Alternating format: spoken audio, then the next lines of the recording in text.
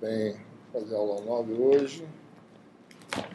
E hoje a gente vai mostrar em mais detalhes o significado de dispersão, né? Na última aula a gente conceituou dispersão, mas não mostrou o efeito de velocidade de grupo poder variar, né? À medida que uma onda se propaga no meio. A gente vai ver quais são as consequências do fato da velocidade de grupo poder variar no meio dispersivo, certo? Então, esse é o nosso tópico de hoje. Ele vai mostrar algumas simulações interessantes, né? Vocês vão descobrir por que a vinheta desse curso, né? O significado daquela vinheta que tem no começo, né? Tem um negócio se propagando ali, a gente vai ver por quê, certo? Então, esse é o nosso tópico, né? A gente vai falar sobre a propagação de um pacote de onda em um meio dispersivo, né? Inicialmente, vamos admitir aí, certo?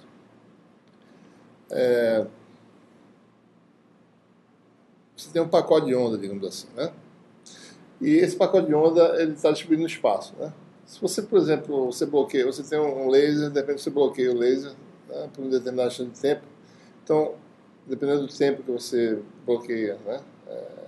Ou que deixa passar, ou ao contrário, né? Você está se bloqueando e deixa passar pulsos luminosos, esses pulsos vão ocupar uma região no espaço, né? Então, a velocidade da luz, né, vai determinar qual a região ocupada no espaço por cada pulso que você interrompe no intervalo tal qualquer, né? Então, mais ou menos C vezes tal vai ser a região espacial ocupada. Então, é isso que a gente quer ver. No espaço, você tem um pulso se propagando no espaço, né, que ocupa a região espacial. Depois de uma certa propagação no meio dispersivo, como é que esse pulso vai se comportar? Certo? Então, a gente vai admitir um pulso, né, que seja decomposto, tá certo? O pacote de onda, né, ele tem um espectro, né, ou seja, cada onda plana tem um fator de propagação exponencial complexo, né?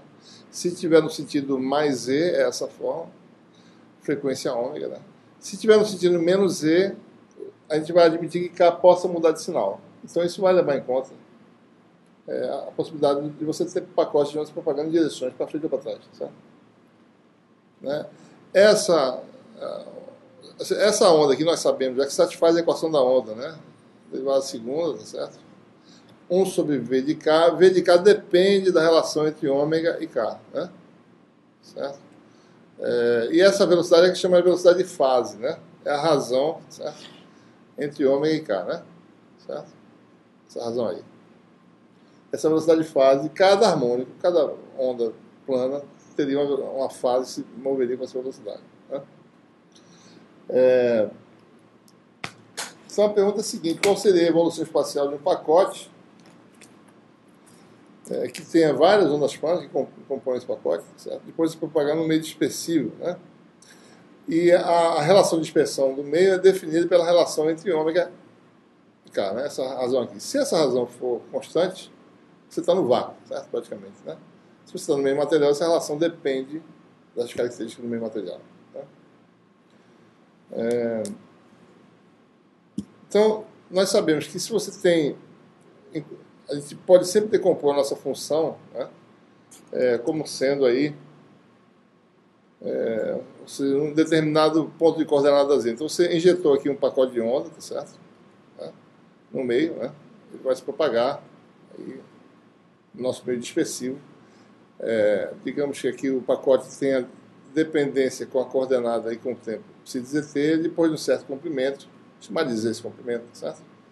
O comportamento do pacote vai ser, aliás, aqui precisa dizer zero, né? Precisa dizer zero t no caso, tá certo?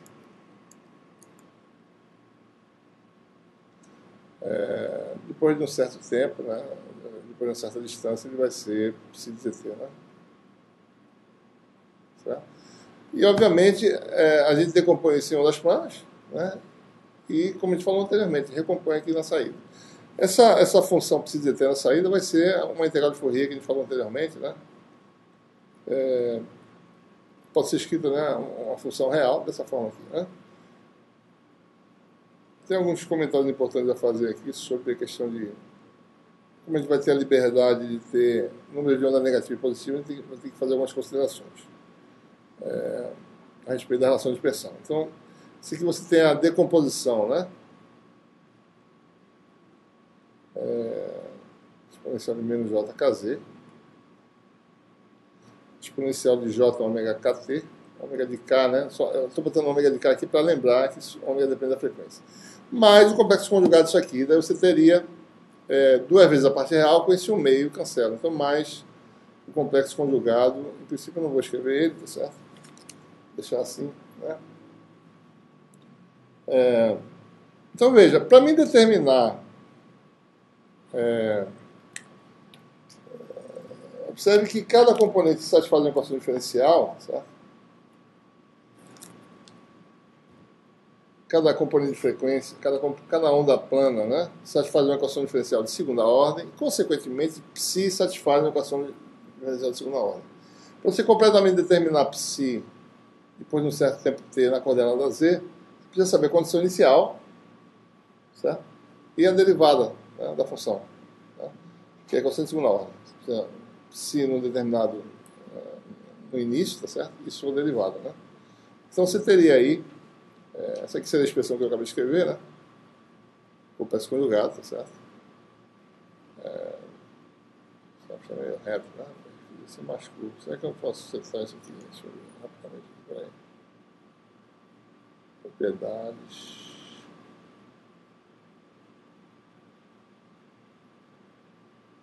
Propriedade não. Eu não tenho.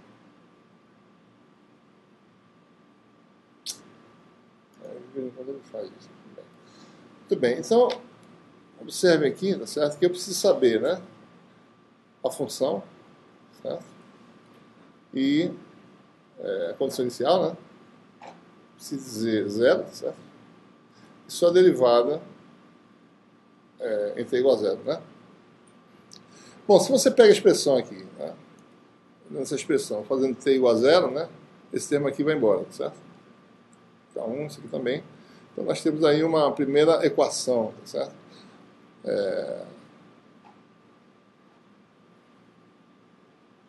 Né? Essa equação aqui. Né? E se você calcular a derivada, né?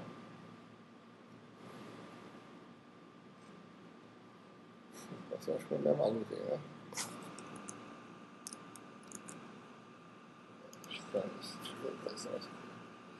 Se calcula a derivada disso, né? Então, a derivada disso aqui, em relação ao tempo, vai aparecer um j ômega, né? Vai baixar aqui, tá certo? J ômega, né? Pode estar ruim de escrever aqui, não sei porquê, mas... É por causa do ponteiro, né? Deixa eu ver se eu desativo ele aqui, peraí. É porque ele também compete aqui com banda aí, né? Deixa eu ver se ele fica melhor agora. Aqui vai aparecer um j ômega, né? Tá meio ruim. Ainda bem que ele é redondo, né? J ômega, né? E aqui aparece um menos J ômega, né? Certo? Não tem nada a ver com isso, não. Certo? Então você tem uma segunda equação. Observe, você tem duas incógnitas, né? A de K conjugado, certo? É um parâmetro, né, que não pode ser utilidade de K, é o conjugado de A, né? A sendo número complexo, tem dois parâmetros, né? Então, A de K e A de K conjugado sem parcial imaginária, então você precisa determinar dois parâmetros para determinar A de K, né? Então, você tem a segunda equação, que é a derivada. Ou seja, dado isso aqui, tá certo? Você tem uma relação integral, né? Integral de Fourier, certo? Eu sei transformar no inverso para determinar o A de K e o A de K conjugado. E aqui também, né? Um tipo de transformar de Fourier que envolve isso aí, né? Se você olhar para essa equação aqui, certo?